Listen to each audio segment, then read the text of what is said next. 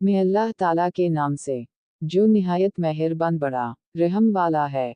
ए नबी, इस वक्त को भी याद करो जब सुबह आप अपने घर से निकल कर मुसलमानों को मैदान जंग में लड़ाई के मोर्चों पर बाकायदा एक बिठा रहे थे। अल्लाह ताला सुनने और जानने वाला है।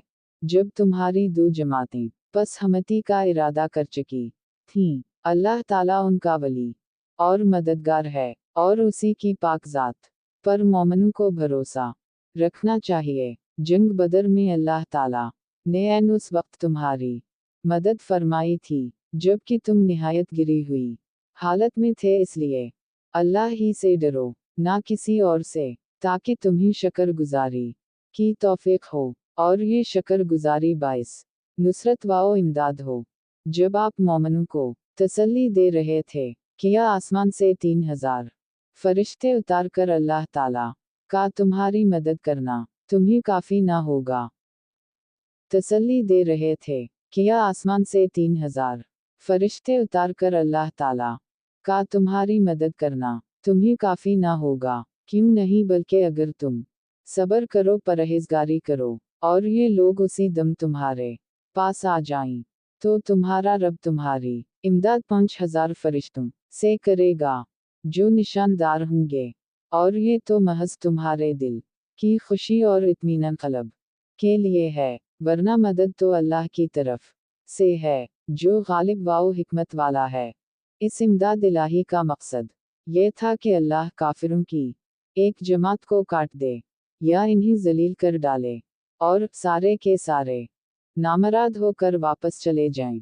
ए पैगंबर, आपके इख्तियार में कुछ नहीं। अल्लाह ताला चाहे तो उनकी तौबा कबूल कर ले या अजाब दे, क्योंकि वो जालिम हैं। आसमानों और जमीन में जो कुछ है सब अल्लाह ही का है।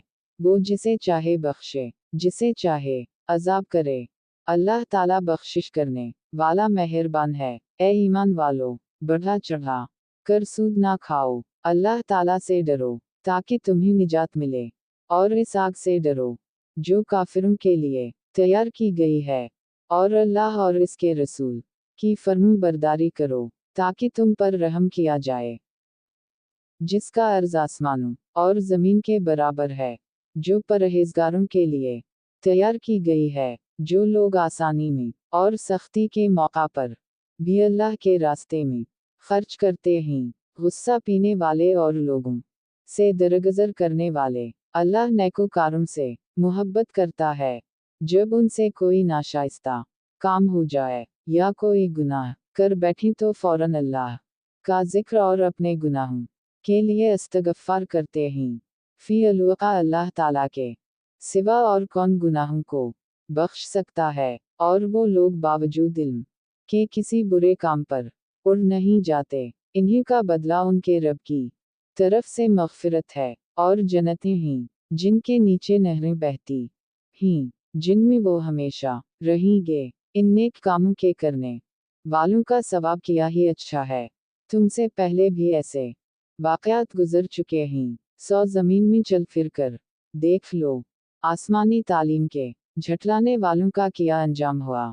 आम लोगों के लिए तो ये कुरान बयान है, और परहेजगारों के लिए हिदायत और नसीहत है। तुम ना सुस्ती करो और ना गमगीन हो, तुम ही गालिब रहोगे अगर तुम ईमानदार हो। अगर तुम जख्मी हुए हो तो तुम्हारे मुखालिफ लोग भी तो ऐसे ही जख्मी हो चुके हैं। हम दिनों को लोगों के दरमियान अदलते बदलते रहते हैं। शिकस्त तोहद इसलिए थी कि अल्लाह ताला ईमान वालों को जाहिर कर दे, और तुम में से बाज को शहादत का दर्जा अता फरमाए। अल्लाह ताला जालिमों से मोहब्बत नहीं करता। कुरान मजीद वो किताब है जो आपकी जिंदगी को आसान बनाता है। इस पर अमल करने से दुनिया और आखिरत दोनों सुनूर जाएगी।